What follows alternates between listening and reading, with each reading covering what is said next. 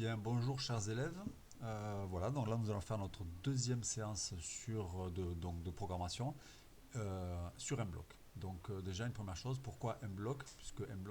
Puisqu'on pourrait très bien utiliser Scratch qui fonctionne exactement pareil.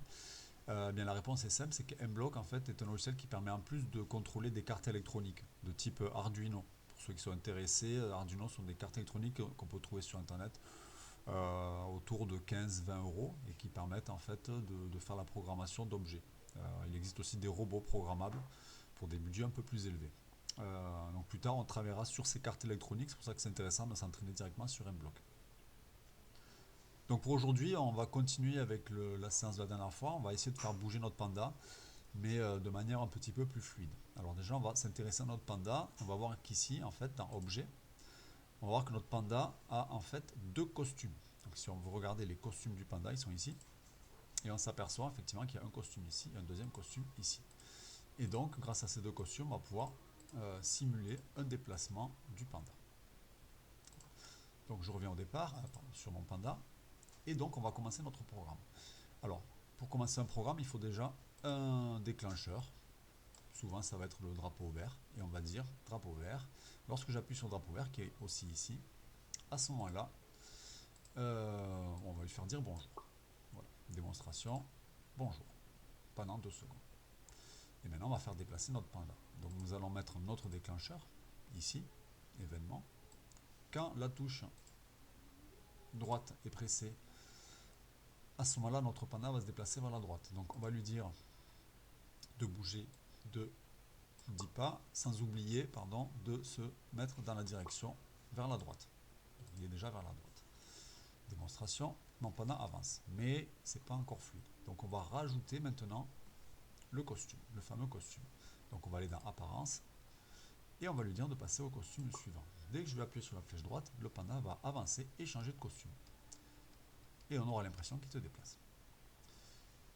On va renouveler ce programme pour la marche arrière. Donc lorsque le personnage va vers la gauche, je change de costume et on avance. Alors on va faire un test, on va le faire aller vers la gauche. Donc on va changer la direction et regardons ce qu'il se passe.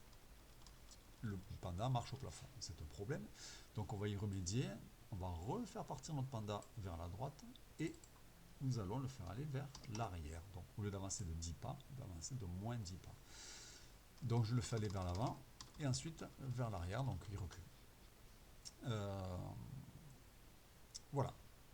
Pour que notre programme soit un peu plus joli, on va maintenant changer l'arrière-plan. Donc dans arrière-plan, on va voir qu'il y a tout un tas de costumes qui existent. On va le faire aller prendre son bus par exemple. OK. Et replacer notre personnage sur le trottoir. Voilà. Notre programme est terminé. On n'a plus qu'à le faire avancer. Et mon personnage peut aller au bus. Et si le bus n'est pas là, il peut patienter et tourner en rond. Voilà, je vous laisse avec ce programme qui est pour le moment assez simple. On va monter un niveau petit à petit.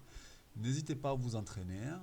Sur internet, il y a tout un tas de tutos qui existent. Donc vous pouvez vous amuser à faire beaucoup de choses. Je ne vous donne pas d'adresse parce que je pense que vous pouvez chercher, vous en trouverez énormément. Beaucoup de tutos pour faire des jeux par exemple. Voilà, donc je vous laisse découvrir petit à petit. Et donc pour la prochaine séance, je vous proposerai une autre activité. Voilà, bon courage à tous. Et donc amusez-vous bien avec ce logiciel. N'embêtez pas trop vos parents et soyez sages. À bientôt.